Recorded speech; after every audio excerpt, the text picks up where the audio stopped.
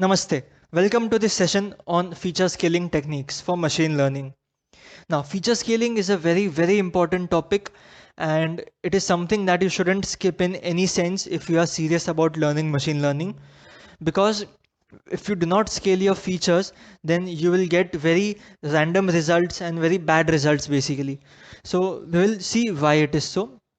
Now, feature scaling, what is it? It is basically a method used to normalize the independent variables or features of data. Okay, so in data preprocessing, it is also known as data normalization, and it is generally performed during the data preprocessing step. So this is taken from Wikipedia. Now just take an example.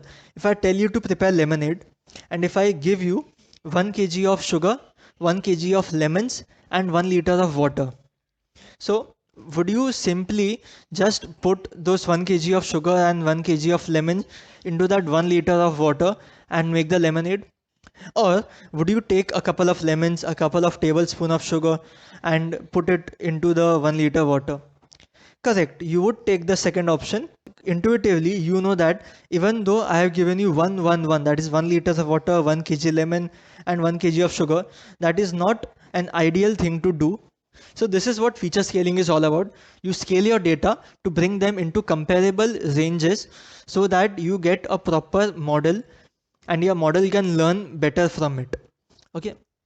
Now, to expand upon it, since the range of values of raw data varies widely, for example, if we have a data set about cars, then the age of the car will be between, for example, 0 to 30 years maximum, and the distance covered by these cars will be in range of thousands of kilometers, right? Some will be 5 kilometers, some will be 10,000 kilometers, some will be 20,000 kilometers maybe. So the range of values in each particular column will be very different. So in some machine learning models, the objective function will not work properly without normalization. For example, many classifiers calculate the distance between 2 points by Euclidean distances. So some of the examples of these algorithms are k-nearest neighbors and k-means clustering, which use distances to cluster the different data points. So if one of the features has a broad range of values, the distance will be governed by this particular feature. Like for example, in the car data set, if we have a few cars which have traveled more than 10,000, 20,000 kilometers, and so the machine learning model will think that this feature is very important for predicting the outcome variable.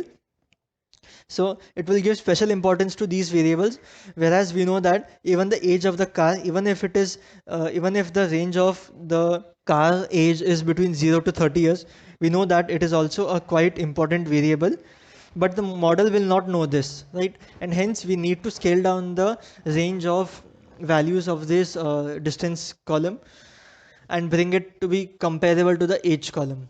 So another reason why we scale features is because the gradient descent converges much faster with feature scaling than without it.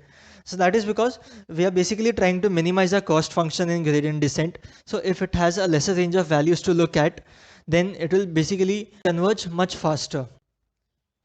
So now the main question arises, which algorithms would need feature scaling? So if you think about it, all those columns which calculate some kind of distance between their variables, those will need feature scaling. So some examples of them are linear and logistic regression, SVMs, PCA, that is principal component analysis, then linear discriminant analysis, then k-nearest neighbors, then k-means clustering, etc.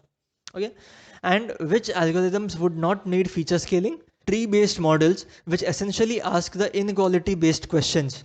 Like for example, to split a particular node, we will ask whether the age of a car is less than 20 years old or is it greater than 20 years old.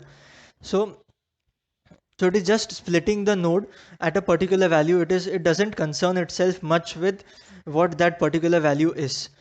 Okay, so such tree-based models do not need to be scaled down. So some examples of such algorithms are decision trees, then random forests, which are basically a multitude of decision trees stacked together, and then gradient boosting trees, etc. So these algorithms would not need feature scaling. So what are the different feature scaling techniques that we'll be looking at here? We'll be looking at these 7 algorithms: standard scaler, min-max, robust, maxabs, power transformer, quantile transformer, and normalizer. So don't worry, all of these are very simple, and scikit-learn has made them even more simpler for us to execute these scalars and power transformers and normalizers. So I will see you in the next lecture with the first feature scaling technique of standard scaler. So thank you for watching, and I hope to see you in the next lecture. Thank you.